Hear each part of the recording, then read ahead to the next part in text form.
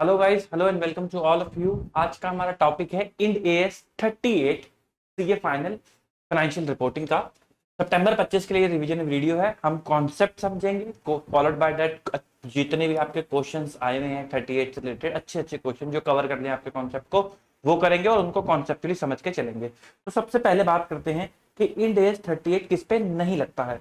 तो जो भी इंटेंजिबल एसेट आपने हेल्ड फॉर सेल के लिए रखी है उस पे नहीं लगेगा, डेफर्ड टैक्स एसेट लीजेस पे नहीं लगेगा, इंश्योरेंस कॉन्ट्रैक्ट है उस पे नहीं लगेगा, गुडविल पे नहीं लगेगा, प्लान एसेट जो इंड एएस 19 के अंदर आप जिसको रिकॉग्नाइज करते हो उस पे भी नहीं लगेगा अगर उसके अंदर कोई राइट इंटेंजिबल से रिलेटेड है। तो कॉन्ट्रैक्ट एसेट जो आप 115 के अंदर रिकॉग्नाइज करते हो ये उस पे भी लिख करके नहीं चलता है।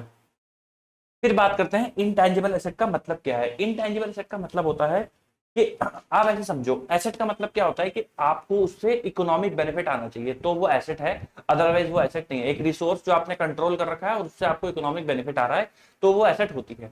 अब इंटेंजिबल एसेट क्योंकि उसकी कोई फिजिकल फॉर्म तो होती नहीं तो आप पता तो लगा नहीं सकते कि भाई ये मेरी इंटेंजिबल एसेट है या ये है। तो इसलिए उसके लिए क्राइटेरिया दिया गया है जिसको बोलते हैं सेपरेबिलिटी का क्राइटेरिया। भाई अगर आपको इकोनॉमिक बेनिफिट आ रहा है तो हमें कैसे पता चलेगा कि वो इकोनॉमिक बेनिफिट आप जो इतने टाइम से बिजनेस कर रहे हो और जो आपने मार्केट में गुडविल क्रिएट कर ली है उसकी वजह से आ रहा है या वो सोनली आपके इंटेंजिबल एसेट से आ रहा है। इसलिए वो कहते हैं कि भाई इंटेंजिबल एसेट के लिए पहली कंडीशन क्या है कि आप उसको अलग कर सकते हो गुडविल से, उसके इकोनॉमिक बेनिफिट को गुडविल के इकोनॉमिक बेनिफिट से अलग कर सकते हो। इसे बोलते हैं आइडेंटिफाइबल होना चाहिए, यानी कि वो गुडविल से सेपरेट होना चाहिए, सेपरेबल होना चाहिए, सेपरेबिलिटी क्राइटेरिया भी बोलते हैं इसको। दूसरा, नॉन मॉनिटरी होना चाहिए। यदि वो मॉनिटरी हुआ, आपने डेटर से पैसा लेना है, ये आपका राइट है तो ये भी तो एक तरीके की आपकी एसेट है ना, क्योंकि आपको बेनिफिट आएगा। बट वो मॉनिटरी नेचर का है, वो मॉनिटरी है तो वो कहां चला जाता है, फाइनेंशियल एसेट के अंदर चला जाता है। नॉन मॉनिटरी है तो ही वो यहाँ पर रहेगा और उसका कोई फिजिकल सब्सटेंस नहीं होना चाहिए। यदि उसका फिजिकल सब्सटेंस हुआ तो वो प्रॉपर्टी प्लांट एंड इक्विपमेंट बन जाता है। अच्छा, आइडेंटिफाइबिलिटी का मतलब क्या है कि आप उससे आने वाले इकोनॉमिक बेनिफिट्स को या उस एसेट को बेच सकते हो, सोल्ड कर सकते हो, एक्सचेंज कर सकते हो, ट्रांसफर कर सकते हो। सेपरेबिलिटी, अब भाई आप उसके आने वाले इकोनॉमिक बेनिफिट को अलग से ट्रांसफर, जैसे आपके पास पेटेंट है तो आप उस पेटेंट से बेनिफिट किसी को दे सकते हो कि भाई अब ये पेटेंट का जो कॉन्ट्रैक्ट हम तुम्हें दे रहे हैं तुम इसको यूज करके बेनिफिट ले सकते हो, तो वो पेटेंट क्या बन जाता है, इंटेंजिबल एसेट बन जाता है। बट आप गुडविल के केस में ऐसा नहीं कर सकते ना, आप ये नहीं बोल सकते कि मैं अपनी साख तुम्हें दे रहा हूं तो अब तुम बेनिफिट करवाओ। तो इसलिए इंटरनल जनरेटेड गुडविल को हम रिकॉग्नाइज नहीं करते, उसकी चर्चा आगे करेंगे।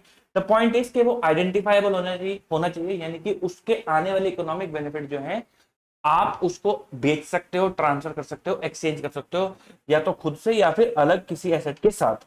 अच्छा, अगर वो किसी कॉन्ट्रैक्ट के थ्रू आ रहा होता है, कॉन्ट्रैक्चुअल है, लीगल इन्फोर्सेबल कॉन्ट्रैक्ट है, तो वो जनरली सेपरेबल माना जाता है। क्योंकि अगर जैसे कॉन्ट्रैक्ट के थ्रू आपने पेटेंट फ्रेंचाइजी ली तो उसके इकोनॉमिक बेनिफिट आप अलग कर सकते हो, लिमिटेड ड्यूरेशन तक होते हैं। तो अगर वो कॉन्ट्रैक्ट है तो वो आइडेंटिफाइबल है, कोई दिक्कत वाली बात नहीं है।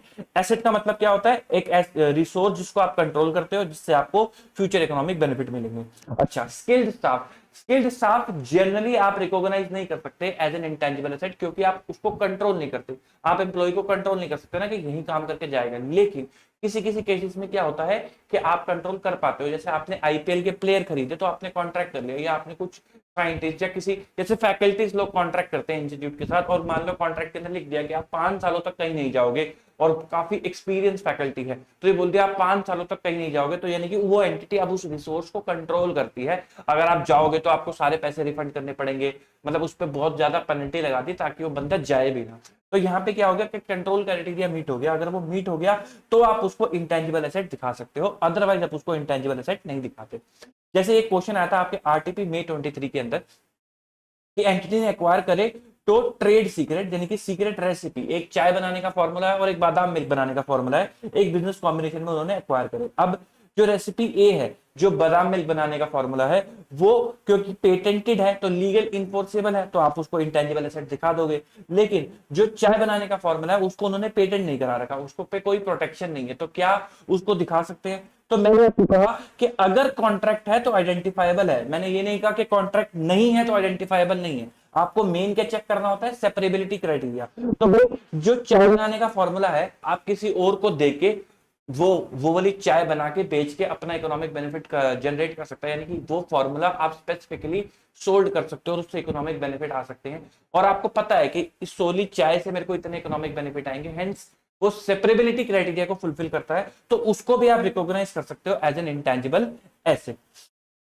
फिर उसके बाद आप कब रिकॉग्नाइज करते हो एसेट को, आप एक एसेट को कब रिकॉग्नाइज करते हो कि भाई जब वो एसेट की डेफिनेशन फुलफिल कर दे, फ्यूचर इकोनॉमिक बेनिफिट आ जाए और कॉस्ट उसकी आप मेजर कर सको रिलायबली। ये वाला पॉइंट हम अक्सर एसेट की टाइम पे ना छोड़ देते हैं। इंटेंजिबल एसेट में इंपॉर्टेंट है क्योंकि जनरली आप इंटेंजिबल एसेट की कॉस्ट को मेजर नहीं कर पाते रिलायबली और वो रिकॉग्नाइज नहीं हो पाती। जैसे आपने जैसे मैंने पढ़ा रहा हूँ, अब धीरे धीरे वक्त के साथ भाई बड़े वो बन जाएंगे, ब्रांड बिल्डअप हो जाएगा। तो अब कोई मुझे बोले कि भाई ब्रांड की वैल्यूएशन 30 लाख रुपए 40 लाख रुपए, तो क्या मैं एसेट दिखाना शुरू कर दूं?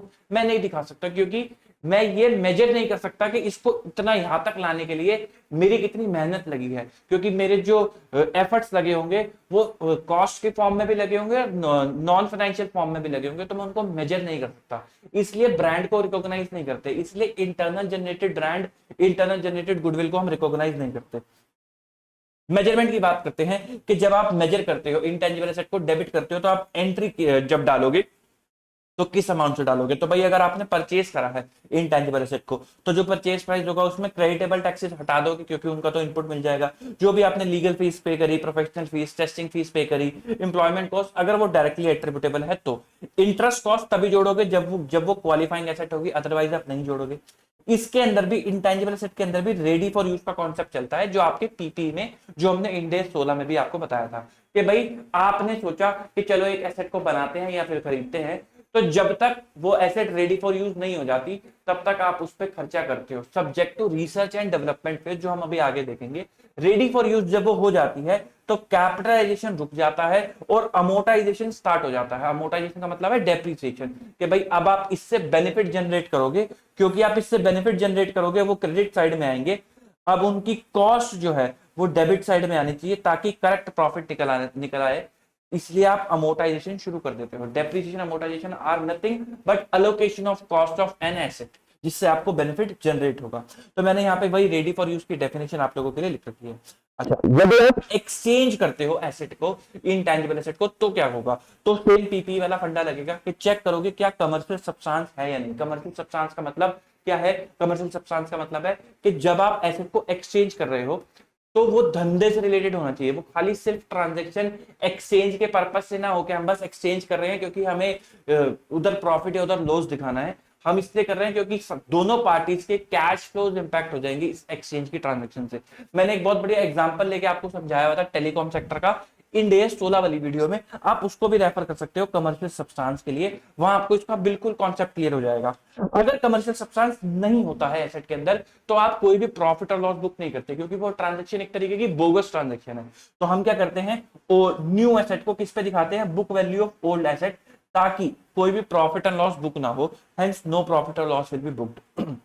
अच्छा, जो ओल्ड एसेट है वो तो क्रेडिट ही होगी, और वो हमेशा क्रेडिट किस पे होगी? बुक वैल्यू पे। क्यों? क्योंकि आपके बैलेंस शीट के अंदर एसेट आ रहा है, आपको मान लो 1 लाख रुपए का, आपको इसको निकालना है अपनी बैलेंस शीट से, तो एंट्री कितने से डालोगे? 1 लाख से तो डालोगे। तो इसलिए ओल्ड एसेट हमेशा बुक वैल्यू पे जाएगी।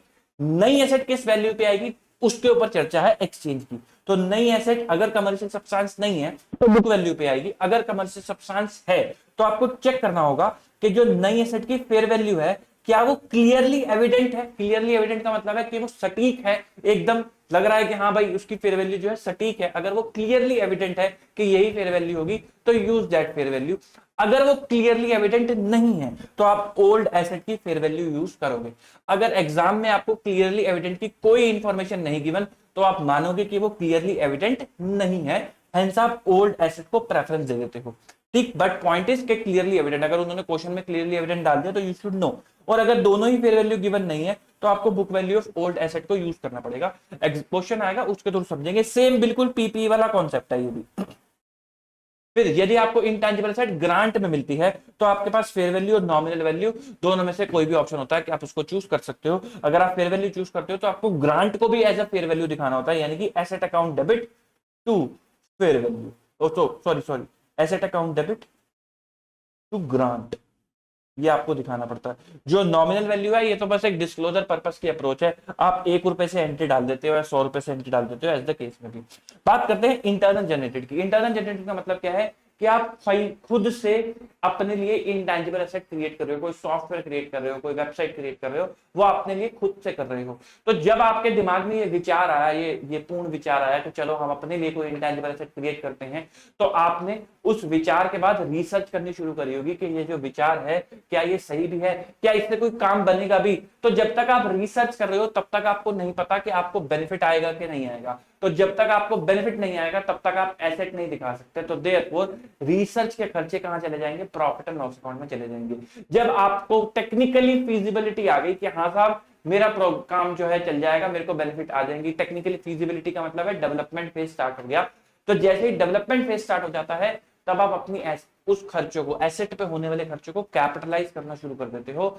इसको बोलते हैं, जब तक ये कैपिटलाइज हो रहे होते हैं तब हम उस एसेट को बोलते हैं इंटेंजिबल एसेट अंडर डेवलपमेंट। अभी क्या हो रही है? वो डेवलप हो रही है, और जितने भी खर्चे इस फेज में हो रहे होते हैं वो सब आप इसके अंदर ऐड करते रहते हो और अपनी बैलेंस शीट के अंदर उसको दिखाते रहते हो एज एन एसेट।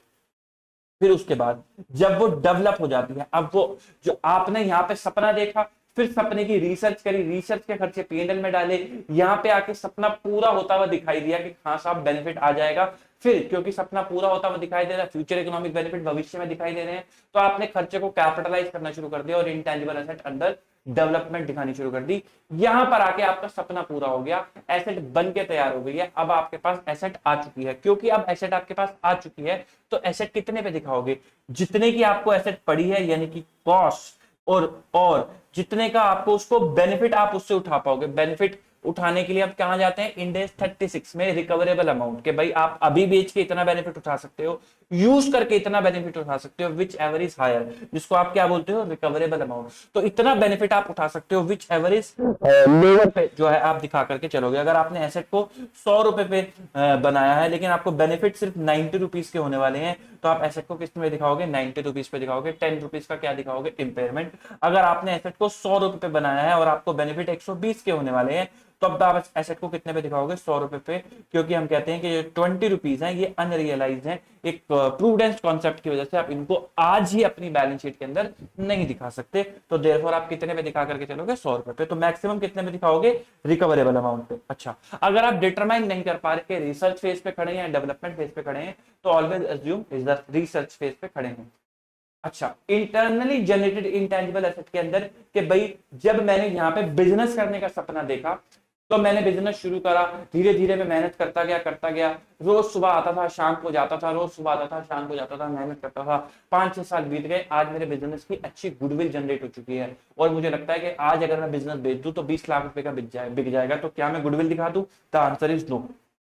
क्यों? क्योंकि आप कॉस्ट मेजर नहीं कर सकते। जो मैं सुबह से शाम तक काम करता रहा उसकी कॉस्ट आप मेजर नहीं कर सकते। सिमिलर केस ब्रांड में भी है, आप मेजर नहीं कर सकते कि भाई कितने की लागत लगी कि आज ये बिजनेस 20 लाख का हो गया, इसलिए आप इसको रिकॉग्नाइज नहीं करते। इंटरनल जनरेटेड गुडविल और ब्रांड को आप रिकॉग्नाइज नहीं करते। मार्केट शेयर, क्योंकि मैंने बिजनेस करा तो मैंने अच्छा खासा मार्केट शेयर भी एक्वायर कर रखा है, तो मैं उसको भी रिकॉग्नाइज नहीं करता क्योंकि मैं कॉस्ट मेजर नहीं कर सकता। स्टाफ की ट्रेनिंग मैंने कराई जिससे मेरा स्टाफ जो है और भी ज्यादा अच्छा हो गया, स्किल्ड हो गया, लर्निंग कर्व आ गया उनके अंदर, तो क्या मैं उसको कैपिटलाइज कर दूं क्योंकि मुझे स्टाफ से बेनिफिट मिलेगा? हाँ बेनिफिट मिलेगा, नो डाउट अबाउट इट। लेकिन आप स्टाफ को कंट्रोल नहीं कर सकते, वो नोटिस देगा और भग जाएगा, वो आपकी नहीं सुनेगा। तो स्टाफ के जो ट्रेनिंग के खर्चे हैं आप उसको भी कैपिटलाइज नहीं करते। सिमिलरली कस्टमर लिस्ट को भी आप कैपिटलाइज नहीं करते। सब्सिक्वेंट रिकॉग्निशन भी सेम है पीपी वाला, कि या तो आप कॉस्ट पे दिखाते हो या फिर आप रिवैल्यूएशन पे दिखाते हो। ये अकाउंटिंग पॉलिसी चॉइस है। कॉस्ट पे अगर आपको दिखाना है तो gross block less accumulated amortisation, वो आपका नेट ब्लॉक आ जाएगा, माइनस इम्पेयरमेंट। रिवैल्यूएशन पे अगर आपको दिखाना है तो जिस दिन आपने रिवैल्यूएशन करी है उस दिन की fair value minus subsequent amortisation, क्योंकि ये फिर आपका रिवाइज्ड वैल्यू पे निकलेगा ना, तो वो नेट ब्लॉक आ जाएगा।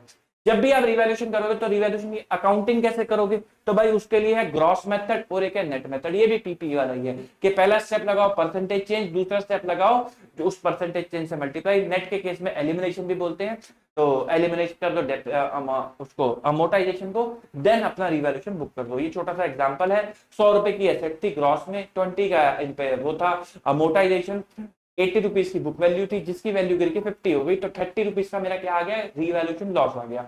मैंने कहा कितना परसेंट चेंज आया, तो वो आया 37.5% चेंज। तो मैंने उसके बाद क्या करा, मैंने कहा भाई एक्यूमुलेटेड डेप्रिसिएशन को 37.5 से कम कर दो, ग्रॉस ब्लॉक को भी 37.5 से कम कर दो, आपका लॉस आ गया जो पीएनएल के अंदर चला जाएगा। यदि आप नेट मेथड लगाते तो आप कहते पहले एक्यूमुलेटेड अमोर्टाइजेशन को नेट वो कर दो, एलिमिनेट कर दो ग्रॉस के साथ, देन अपना रिवैल्यूएशन का गेन लॉस जो है वो बुक कर दो 30 रुपीज का। फिर जो ऊपर अभी रिवैल्यूएशन गेन लॉस आया उसकी ट्रीटमेंट क्या होगी, ये भी सेम पीपी जैसे ही है कि भाई अगर पहली बार रिवैल्यूएशन करा, गेन आ गया तो कहां लेके जाओगे, ओसीआई में, नॉन रिसाइकल्ड। अगर लॉस आ गया तो कहां लेके जाओगे, प्रॉफिट एंड लॉस अकाउंट में। सब्सिक्वेंट मतलब तीसरी बार, चौथी बार, पांचवी बार, और गेन आ रखा था पहले, तो अब भी दोबारा गेन आ गया, तो ये गेन कहां गया होगा, ओसीआई में। ये वाला कहां चला जाएगा, ओसीआई में। पहले कभी आ रखा था गेन, अब लॉस आ गया, तो ये गेन कहां गया होगा, ये गेन आपका गया होगा ओसीआई में, ये लॉस आ गया, तो पहले जितना बैलेंस ओसीआई में पड़ा है वो डाल दो, बैलेंस कहां डाल दो, प्रॉफिट एंड लॉस अकाउंट में। पहले कभी रिवैल्यूएशन करा था, लॉस आ गया, लॉस कहां डाला था, प्रॉफिट एंड लॉस अकाउंट में, फिर से लॉस आ गया, कहां डाल दो, प्रॉफिट एंड लॉस अकाउंट में। पहले कभी वो करा था रिवैल्यूएशन, तो लॉस आ गया था, कहां डाला था, प्रॉफिट एंड लॉस अकाउंट में। अब क्या आ गया, गेन आ गया, गेन कहां जाना है, ओसीआई में जाना है, लेकिन पहले का लॉस पीएनएल में अभी भी इंपैक्ट दे रहा है, तो पहले उसको नलीफाई करो, तो पीएनएल में डालो to the extent of earlier losses, और बैलेंस कहां डाल दो, ओसीआई के अंदर आप बैलेंस डाल दो। जो भी रिवैल्यूएशन रिजर्व आपका ओसीआई में आया है वो नॉन रिसाइकल्ड होता है, यानी कि आप उसको पीएनएल के अंदर लेके नहीं जाते, अदर कंपोनेंट में लेके जा सकते हो, लेकिन कब लेके जाओगे, इन दोनों इवेंट पे, वो अकाउंटिंग पॉलिसी चॉइस है। या तो आप चॉइस कर लो कि जब हम एसेट को बेचेंगे तब ले जाएंगे, या फिर जो भी एडिशनल अमोर्टाइजेशन आ रहा है उस इंटेंजिबल एसेट पे ड्यू टू रिवैल्यूएशन, तो भी आप लेके जा सकते हो, ये आपके पास अकाउंटिंग पॉलिसी चॉइस होती है। ये एक छोटा सा एग्जांपल है जो हम इंडिया 16 में भी डिस्कस कर चुके हैं रिवैल्यूएशन का, इसमें कोई दिक्कत वाली बात नहीं है। बात कर लेते हैं अमोर्टाइजेशन की। भाई साहब अमोर्टाइजेशन बोले तो डेप्रीसिएशन। तो अब या तो इंटेंजिबल एसेट की फाइनाइट लाइफ है, मतलब लिमिटेड लाइफ है, या फिर अनलिमिटेड लाइफ है। अगर उसकी फाइनाइट लाइफ है तो जो लाइफ है उसको यूज करो और अमोर्टाइज करो। और कब शुरू करोगे, जब वो अवेलेबल फॉर यूज हो जाएगा, यानी कि रेडी फॉर यूज हो जाएगा। एंड कब खत्म करोगे, जब वो या तो वो हेल्ड फॉर सेल पे रख दो, या D recognition, which ever is earlier, तो आप अमोर्टाइजेशन बंद कर दोगे। अगर इनफाइनाइट लाइफ है तो आप अमोर्टाइज नहीं कर पाओगे। लैंड को डेप्रिशिएट कर पाते होगा, नहीं कर पाते, उसी तरीके से इसको भी अमोर्टाइज नहीं कर पाओगे।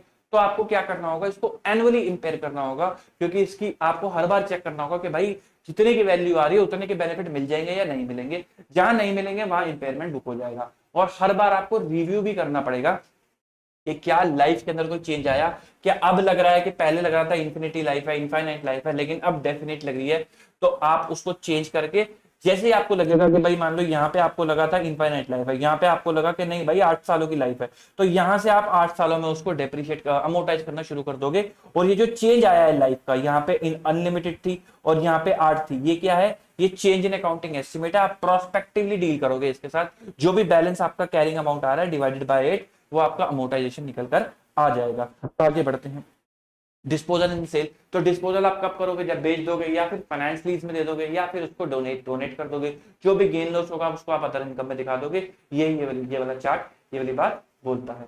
अब आते हैं मेन मुद्दे पे, जो है आपका question bank.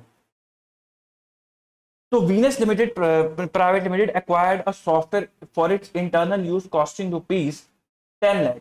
The amount payable for the software was 6 lakh immediately and 4 lakh in 1 year time.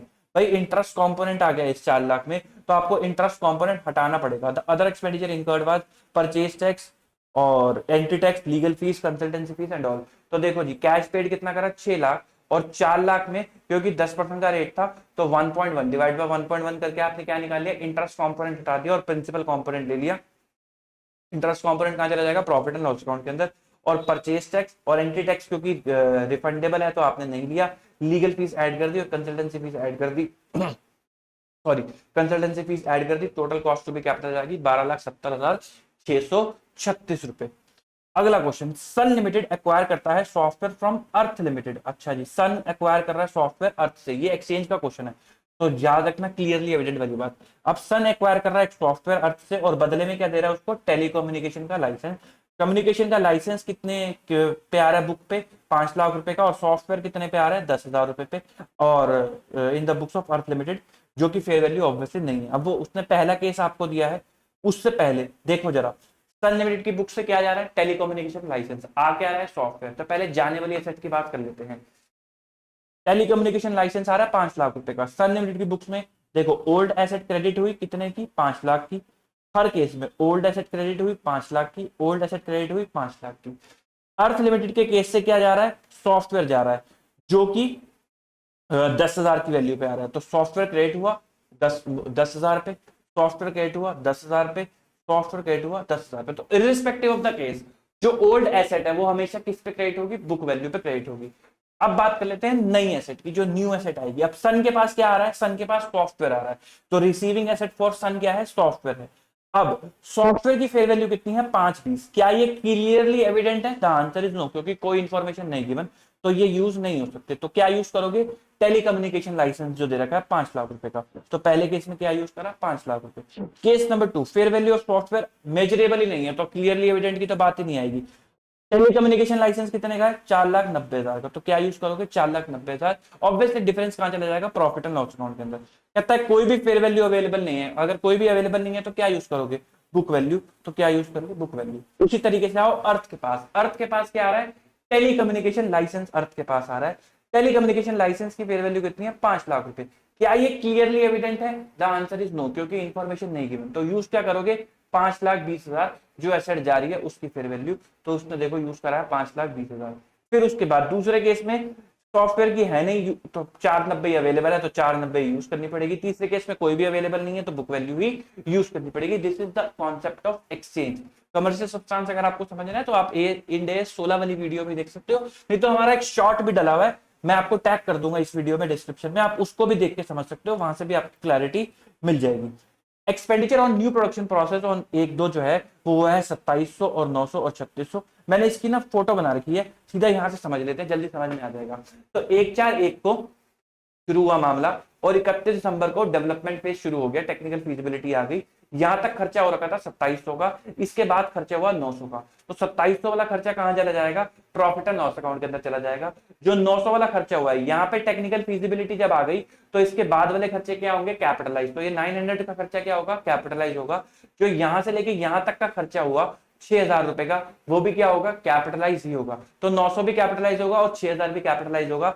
और किसमें कैपिटलाइज होंगे, इंटेंजिबल एसेट अंडर डेवलपमेंट। यहां पे आके एसेट रेडी हो गई, कितने की रेडी होगी, 6,900 की। लाइफ कितनी है, 6 की। अमोटाइज कितने का आया, 1150, 6,900 डिवाइड बाय 6, तो पहले साल का अमोटाइजेशन 1150। बुक वैल्यू कितनी आ गई, 5750। यहाँ पे रिकवरेबल अमाउंट दे रखा है 5,000। इंपेयरमेंट लॉस कितना आ गया, 750। कैरिंग अमाउंट कितना आएगा, 5,000। पर यहाँ क्या हर साल करना जरूरी है, नहीं, यहाँ पे ना उनको इंडिकेटर दिखे होंगे, इसलिए उसने आपको रिकवरेबल अमाउंट की इंफॉर्मेशन दी है। ठीक, आगे बढ़ते हैं।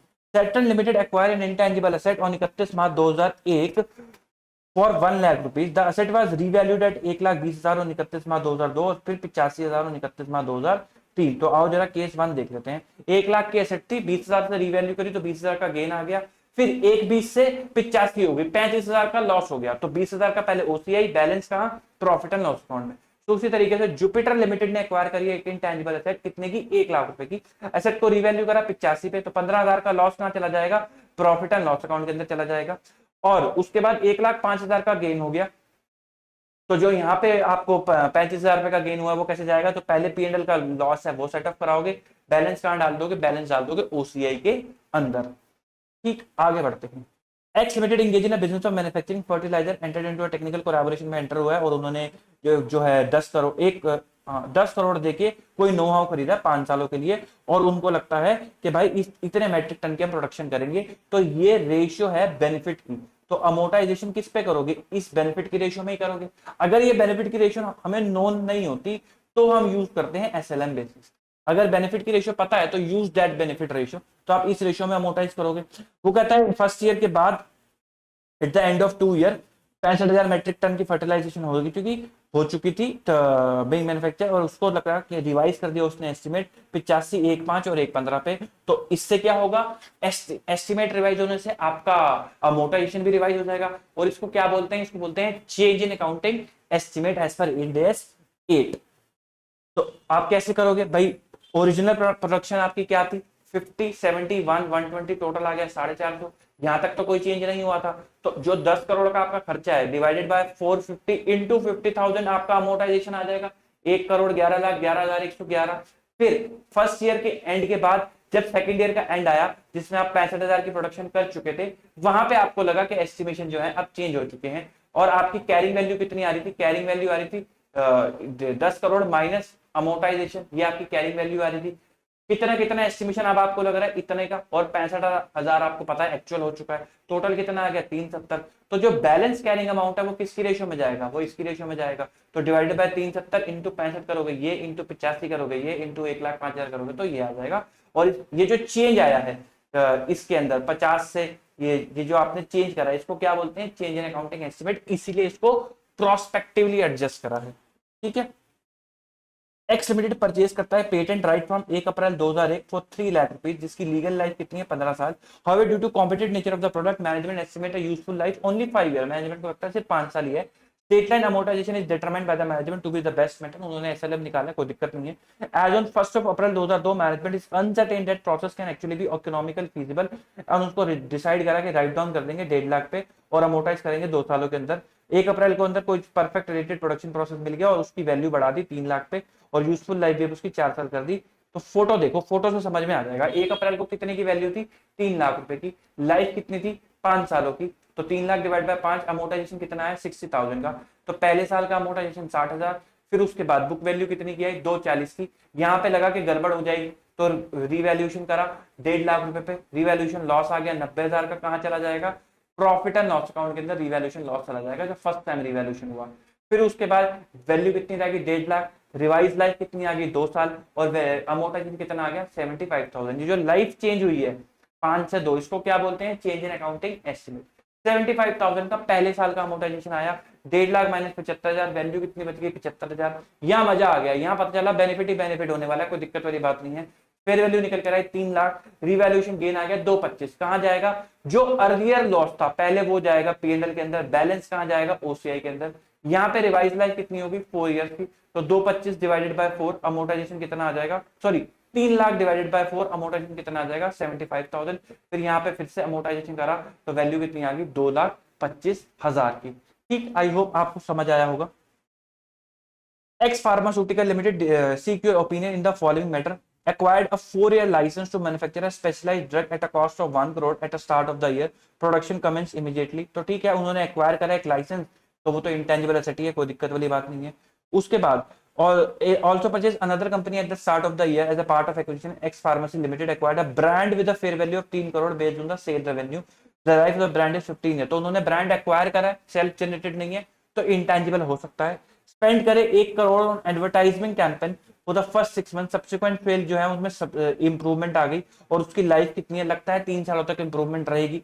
लेकिन एडवर्टाइजमेंट कैंपेन एक सेल्फ जनरेटेड आपका ब्रांड है, तो यानी कि आपकी गुडविल है, तो उसको आप रिकॉग्नाइज नहीं करते तो कहां चला जाएगा प्रॉफिट एंड लॉस अकाउंट के अंदर। It has commenced developing a new drug A, the project cost is 10 crore, clinical trial prove successful, such drug is expected to generate revenue over 5 year, cost incurred जो है वो 5 करोड़ इतनी है और balance जो लगेगी 5 करोड़ और लगेगी। तो इंटरनल जनरेटेड है, जो भी डेवलपमेंट कॉस्ट है वो आप कैपिटलाइज कर दोगे, बैलेंस का रिसर्च वाले कहां डाल दोगे प्रॉफिट एंड लॉस अकाउंट के अंदर। It has also commence developing another drug B, उसमें 50 लाख खर्चे हो गए टुवर्ड रिसर्च, तो रिसर्च कहां चला जाएगा प्रॉफिट एंड लॉस अकाउंट के अंदर। X limited is engage in the business of publishing journal, journal publish करते हैं। उन्होंने एक्वायर करा 100% stake in Y limited, a company in the same industry. X limited purchase consideration कितनी है 10 करोड़ और fair value of the net asset कितनी है 8.5 crore. Purchase consideration में उन्होंने स्किल्ड स्टाफ एक्वायर करे, तो भाई स्टाफ को तो कंट्रोल नहीं कर सकते, तो ये इंटेंजिबल एसेट नहीं है। 50 लाख उन्होंने पे करे हैं नॉन कम्पीट फी के लिए, जो वाई लिमिटेड को रिस्ट्रिक्ट करता है बिजनेस करने के लिए, तो ये 50 लाख रुपीज आपके क्या है इंटेंजिबल एसेट हैं, स्किल्ड स्टाफ आपके नहीं है। तो 50 लाख रुपीज कहां जुड़ जाएंगे आईएनए के अंदर। तो जनरल एंट्री क्या करोगे, इंटेंजिबल एसेट 50 लाख रुपए, अदर आईएनए जो रिस्पेक्टिव होंगे बिल्डिंग प्लांट फर्नीचर वो 8.5 लाख रुपए, 2 पीसी बैलेंसिंग फिगर क्या आ जाएगा आपका goodwill. Skill staff is not an asset क्योंकि उसको कंट्रोल नहीं कर सकते, हेंस नो इंटेंजिबल एसेट।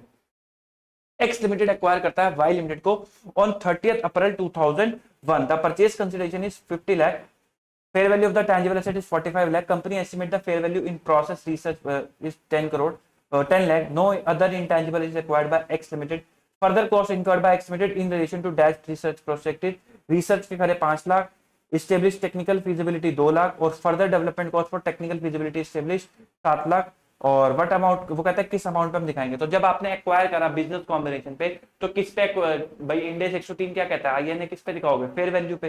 तो फेयर वैल्यू कितनी थी, फेयर वैल्यू थी 10 लाख रुपए की, तो कितने पे दिखाओगे 10 लाख। उसके बाद जो रिसर्च का खर्चा करा 5 लाख, वो पीएनएल में डाल दोगे। 2 लाख रुपए जो आपने खर्च करे टू इस्टेब्लिश टेक्निकल फिजिबिलिटी, यहाँ पे कि भाई टेक्निकल फिजिबिलिटी आएगी भी या नहीं, यानी कि अभी भी डाउट था, तो 2 लाख भी कहां चला जाएगा आपका प्रॉफिट एंड लॉस अकाउंट में। तो टोटल 7 लाख चला जाएगा पीएनएल के अंदर। जो ये 7 लाख है for further development cost after technical feasibility, वो कहां चला जाएगा एसेट के अंदर 7 लाख। तो टोटल वैल्यू एसेट की कितनी हो जाएगी 17 लाख रुपए की। जब आप टेक्निकल फिजिबिलिटी का डेवलप कर रहे हो, मतलब चेक कर रहे हो कि बेनिफिट होगा कि नहीं होगा बनाने में या ना बनाए, तो इसका मतलब आपको भरोसा नहीं है अभी इकोनॉमिक बेनिफिट के ऊपर, तो खर्चा कहां जाएगा प्रॉफिट एंड लॉस अकाउंट के अंदर। जब ये तय हो गया कि हाँ बेनिफिट आ जाएगा, अब आपको भरोसा है, अब खर्चा कहां जाएगा एसेट के अंदर। ठीक, X Limited acquire a patent right of manufacturing drug from Y Limited in exchange for X Limited give its intellectual property to Y Limited। तो भाई साहब X Limited क्या ले रहा है, पेटेंट राइट ले रहा है, और बदले में क्या दे रहा है, इंटेलेक्चुअल प्रॉपर्टी राइट दे रहा है। करंट मार्केट वैल्यू पेटेंट और इंटेलेक्चुअल प्रॉपर्टी की आपको दे रखी है। वो कहता है किस वैल्यू पे रिकॉग्नाइज करें, अगर X Limited कोई कैश भी पे नहीं कर रहा, दूसरा X Limited 2 लाख रुपए पे कर रहा है Y को। तो सबसे पहले तो पेटेंट राइट एक्वायर कर रहा है और दे क्या रहा है इंटेलेक्चुअल प्रॉपर्टी। तो इंटेलेक्चुअल प्रॉपर्टी क्रेडिट कर दोगे कितने पे, बुक वैल्यू पे, जो आपको गिवन नहीं है। फिर नई एसेट कितने पे दिखाओगे, नई एसेट दिखाओगे चेक करोगे कमर्शियल सब्सटेंस। तो कमर्शियल सब्सटेंस की कोई इन्फॉर्मेशन ऑल दो गिवन नहीं है, बट देख के ऐसा लग रहा है कि कमर्शियल सब्सटेंस है, क्योंकि दोनों के कैश फ्लोज इंपैक्ट हो जाएंगे, क्योंकि वो पेटेंट राइट दे रहा है और इंटेलेक्चुअल राइट दे रहा है और कुछ पेटेंट ले रहा है। ठीक, तो दो कमर्शियल सब्सटेंस दिखाई दे रहा है, कोई दिक्कत वाली बात नहीं है। अच्छा, ये है फेयर वैल्यू आपको पेटेंट की कितनी दे रखी है 20 लाख रुपए, जो वो ले रहा है। क्या ये क्लियरली एविडेंट है, द आंसर इज नो, क्योंकि इंफॉर्मेशन गिवन नहीं है। तो आप क्या यूज करोगे 18 लाख रुपए। तो मैंने क्या यूज करी हुई है 18 लाख रुपए। केस नंबर 2, उसने क्या क्या दिया, उसने इंटेलेक्चुअल प्रॉपर्टी राइट दिया बुक वैल्यू पे और कैश दिया 2 लाख रुपए पे। अभी भी वही बात है कि जो एसेट रिसीव हुई है उसकी जो फेयर वैल्यू है वो क्लियरली एविडेंट नहीं है। हेंस क्या यूज करेंगे, जो एसेट दी है, क्या कौन सी एसेट दी है, एक 18 लाख का पेटेंट दिया है, और सॉरी 18 लाख का इंटेलेक्चुअल राइट दिया है और 2 लाख रुपए का कैश दिया है। तो टोटल कितने का दिखेगा 20 लाख रुपए का। फिर उसके बाद an entity is developing a new production process during the year 1-2 expenditure incurred was 1000 office 900 incurred before 1 March 2002 100 incurred between 1 मार्च 2 से 31 मार्च 2 entity able to demonstrate that on 1 March 2002 production process meet the criteria as an intangible, मतलब development phase start. Recoverable amount of no emitted in the process वो कितना है 500, और 2-3 में फिर से खर्चा करा 2000 का, और 2003 के एंड में रिकवरेबल अमाउंट है 1900। तो आओ जरा फोटो पे फटाफट देखो जी। 1 अप्रैल 2001 को शुरू करा था, केस सपना देखा था, 1 मार्च को जाके आपका क्या हो गया डेवलपमेंट फेज स्टार्ट हो गया। यहां तक का खर्चा 900 कहां चला जाएगा प्रॉफिट एंड लॉस अकाउंट के अंदर। इसके बाद खर्चा करा 100 रुपए कहां चला जाएगा, डेवलपमेंट फेज स्टार्ट हो गया तो कैपिटलाइज हो जाएगा। उसने आपको यहाँ का भी रिकवरेबल अमाउंट दे रखा है, बट उसकी कोई जरूरत नहीं है ना, क्योंकि यहाँ पे थोड़ा ना कोई एसेट आपने रिकॉग्नाइज कर दी। यहाँ तो आपने वैसे भी इंटेंजिबल एसेट अंडर डेवलपमेंट दिखाया होगा, क्योंकि अभी वो स्टार्ट हुई है। फिर वो चलता गया, मैटर चलता गया, 2000 का और खर्चा हुआ, वो भी कहाँ चला गया अंडर डेवलपमेंट में। यहाँ जाके सपना पूरा हो गया, अब एसेट दिखेगी। अब जब एसेट दिखेगी तो रिकवरेबल अमाउंट देखना पड़ेगा। एसेट कितने की दिखी 2000 प्लस 100 2100 की एसेट दिखी। रिकवरेबल अमाउंट कितने का दिखा 1900। तो आपको इंपेयरमेंट लॉस बुक करना पड़ेगा कितने का 200 रुपए का आपको इंपेयरमेंट लॉस बुक करना पड़ेगा। आगे बढ़ते हैं। X limited is engage in developing computer software. The expenditure incurred by X limited in pursuance of its development of software. Paid करे उसने 2 lakh towards salary to program designer.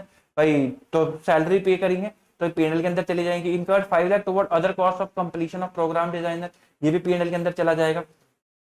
Incurred करे 2 lakh toward cost of coding and establishing technical feasibility. यहां तक क्या चल रहा था research phase चल रहा था, तो ये क्या था रिसर्च फेज पीएनएल, ये भी क्या था रिसर्च फेज पीएनएल।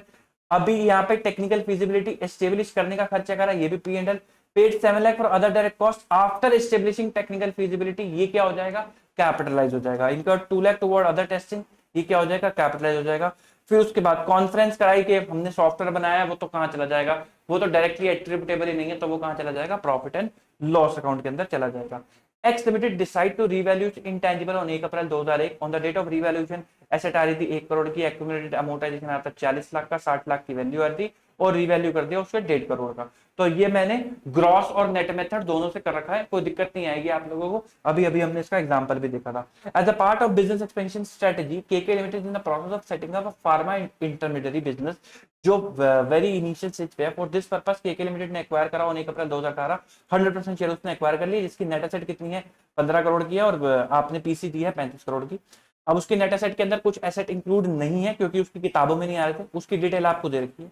पेटेंट जो है ओन करता है एबीआर for establish successful intermediate drug, जिसकी रिमेनिंग लाइफ कितनी है 8 साल की है। कंसल्टेंट ने एस्टिमेट करी है फेयर वैल्यू 10 करोड़, लेकिन outcome of clinical trial are awaited, और ट्रायल अगर सक्सेसफुल होते हैं तो वैल्यू कितनी होगी 15 करोड़। लेकिन आप बिजनेस कॉम्बिनेशन पे वैल्यू कौन सी यूज करोगे, जो फेयर वैल्यू 10 करोड़ की है, क्योंकि 15 करोड़ तो अभी कंडीशनल है ना कि भाई अगर जो टेक्निकल ट्रायल है सक्सेसफुल होते हैं तो फेयर वैल्यू कितनी होगी 10 करोड़। तो क्या यूज करोगे 10 करोड़। एबीआर ने डेवलप कर रखा है एक और पेटेंट न्यू ड्रग जो अप्रूवल हो चुका है, which has been approved for clinical use. The cost of developing is 12 crore based on the early assessment of sell success value है estimated market value of 20 crore. अब यहाँ पे मार्केट वैल्यू तो 20 करोड़ आ रही है, लेकिन आपको फेयर वैल्यू यूज करनी है due to business combination. India 38 कहता है कि अगर किसी इंटेंजिबल एसेट की फेयर वैल्यू जो है वो एक्टिव मार्केट से कैलकुलेट नहीं हो रही, तो उसकी कॉस्ट, उसकी फेयर वैल्यू कॉस्ट को ही यूज किया जाएगा एज फेयर वैल्यू। तो उसकी कॉस्ट कितनी है 12 करोड़, आपको उसी को इस्तेमाल करना पड़ेगा एज अ फेयर वैल्यू। फिर एबीआर लिमिटेड जो कि जो मैन्युफैक्चरिंग फैसिलिटी है उसको फेवरेबल इंस्पेक्शन मिली है गवर्नमेंट के through. As a reserve company को ग्रांट मिला है 5 ईयर का लाइसेंस, जिसमें उसने पे कुछ नहीं करा, नो डायरेक्ट कॉस्ट। लेकिन जो उसकी वैल्यू है वो कितनी है 10 करोड़ की है। बिजनेस कॉम्बिनेशन में आपको वैल्यू कितने पे दिखानी होती है 10 करोड़ पे दिखानी होती है। Although you have an option कि आप इंडेक्स 20 के अंदर, बट वो बिजनेस कॉम्बिनेशन में वैल्यू कितने की दिखाएगा फेयर वैल्यू पे दिखाएगा।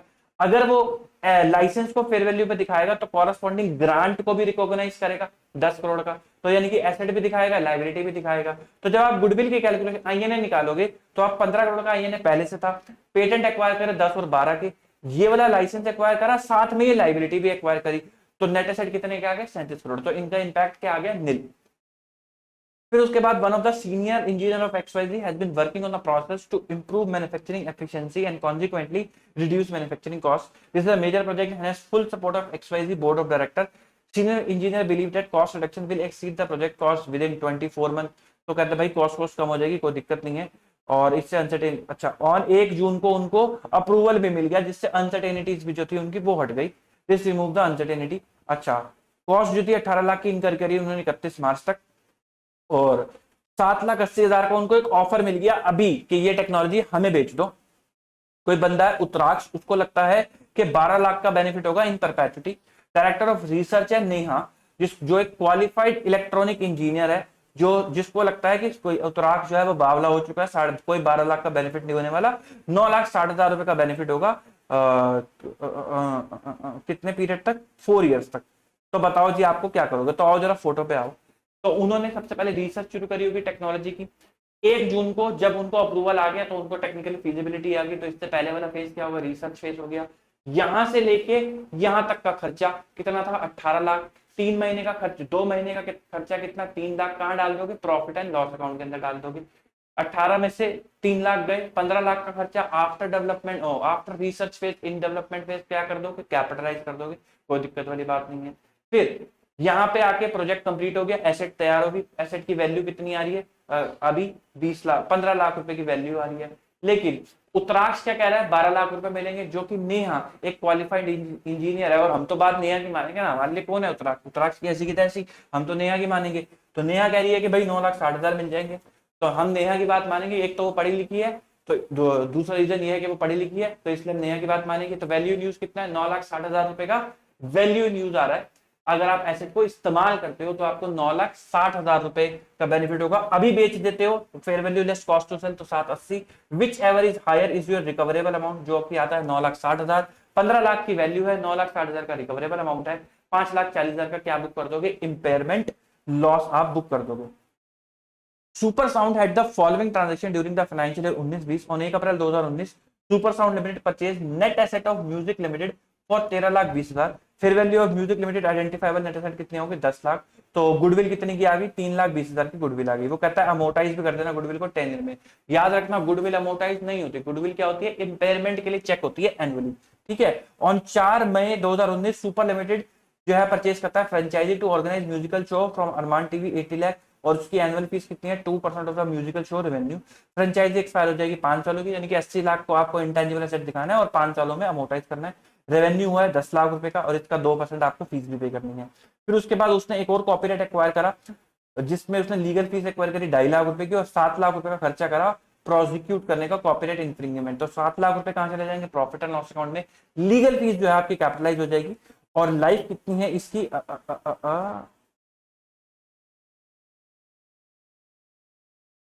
10 ईयर्स की लाइफ है तो 25,000 रुपए का क्या आ जाएगा आपका अमोर्टाइजेशन आ जाएगा।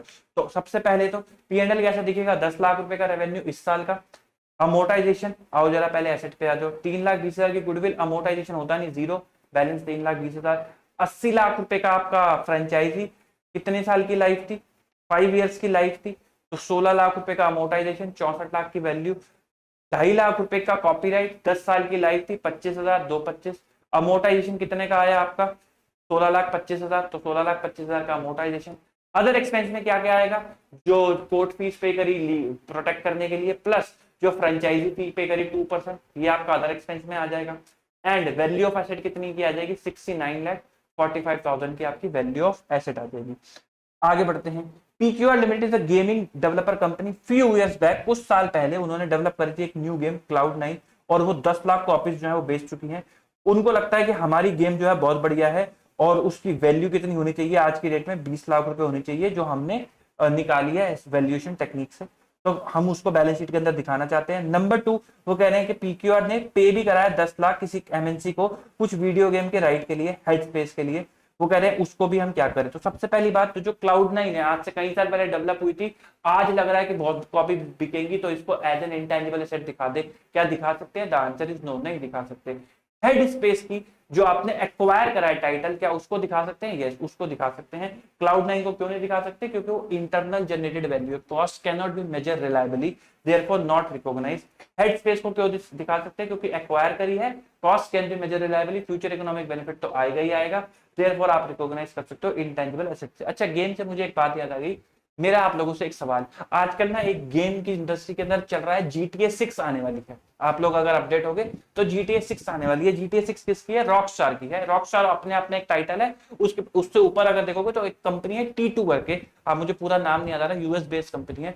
मुझे जरा एक बात बताओ इनटैंजिबल एसेट के हिसाब से ही क्या जो वो कंपनी है जो अल्टीमेट कंपनी है जो ये टाइटल होल्ड करती है GTA 6 के या रॉकस्टार की चलो बात कर लेते हैं क्या वो अपनी बैलेंस शीट में GTA 6 को एज एन इंटेंजिबल एसेट दिखाएंगे क्योंकि वो डेवलप कर रहे हैं गेम को देन वो लॉन्च करेंगे। मैं आपको स्टोरी बता दूं कि भाई वो गेम को क्या कर रहे हैं डेवलप कर रहे हैं AI बेस्ड डेवलपमेंट हो रही है गेम की तो वो इसी साल लॉन्च होने वाली है। तो क्या वो उस गेम को अपनी फाइनेंशियल स्टेटमेंट के अंदर एज एन इंटेंजिबल एसेट दिखाएंगे या फिर उस गेम को जो डेवलप करने का खर्चा हुआ वो प्रॉफिट एंड लॉस अकाउंट के अंदर चार्ज हो जाएगा। मुझे जल्दी से कमेंट सेक्शन में बताना आपको क्या लगता है या तो P&L लिख देना या आइए लिख देना मैं समझ जाऊंगा आपका आंसर फिर डिस्कस भी करेंगे कि क्या होना चाहिए। An entity has an intangible asset in the form of product protected by patented technology which is expected to be a source of net cash inflow for at least 15 years. It has been recognized in the books on initial date of 12 lakh. The entity has a commitment from a third party to purchase that patent in 5 years for 60% of the fair value. तो कह रहे हैं कि भाई 15 साल का patent है initial value 12 lakh की है कमिटमेंट है कि 60% एक पार्टी से पार्टी खरीद लेगी तो यानी कि आपको RV भी पता है एंड वो एनुअल इंपेयरमेंट 80,000 निकाल रहे हैं तो आपको करेक्ट इंपेयरमेंट निकालना है। तो सबसे पहले 12 लाख की कॉस्ट है RV होगी 720 जो वैल्यू अमोर्टाइज होनी है वो कितनी होगी 480। फिर आप कितना भले उसकी लाइफ 15 साल है लेकिन आप उसको कितना यूज करने वाले हो 5 ईयर्स तक यूज करने वाले हो तो 5 सालों के हिसाब से आपका अमोर्टाइजेशन कितना आ जाएगा 96,000 का आपका अमोर्टाइजेशन आ जाएगा। D Limited, a leading publishing house, purchased copyright of a book from its author for publishing the same. As per the term of the contract, D Limited chooses to make payment upfront, then copyright consideration of 80 lakh is paid. However, the contract also provides that in case D Limited chooses to pay the after 2 years, it will be required 1 lakh. 1 lakh. At what value should the intangible asset should be recognized? तो intangible asset आएगी 80 लाख पे और अगर आप 2 सालों के बाद payment करते हो तो जो 20 लाख का डिफरेंस है वो 2 सालों में एज एन इंटरेस्ट कॉस्ट जो है डिस्ट्रीब्यूट हो जाएगा।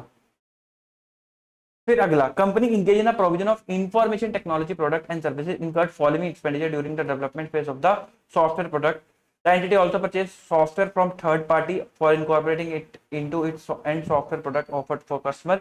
The company is on process of launching in its market for licensing to customer.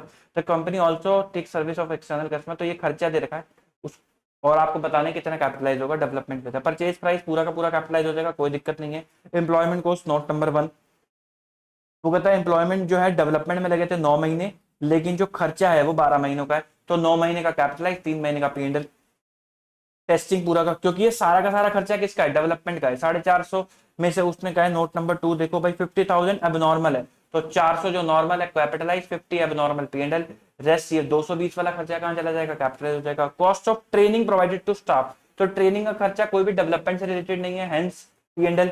Cost of advertising in market, ये भी डेवलपमेंट से रिलेटेड नहीं है, हेंस पीएनएल। और एडमिन कॉस्ट भी डेवलपमेंट से रिलेटेड नहीं है, हेंस पीएनएल। तो ये वाला खर्चा जो होगा आपका टोटल डेवलपमेंट कैपिटलाइज हो जाएगा, और ये वाला खर्चा जो होगा वो टोटल कहां चला जाएगा, प्रॉफिट एंड लॉस अकाउंट के अंदर चला जाएगा।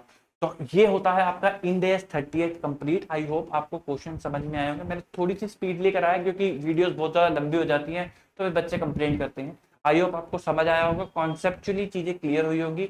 मुझे आंसर जरूर बताना GTA 6 का। जिन लोगों को बैकग्राउंड नहीं पता, मैं थोड़ा सा बता देता हूँ। तो देखो, एक कंपनी है, वो इन्हें गेम डेवलप कर रही है, फिर वो गेम बेचेगी और पैसे कमाएगी। तो अभी वो गेम इन डेवलपमेंट प्रोसेस है।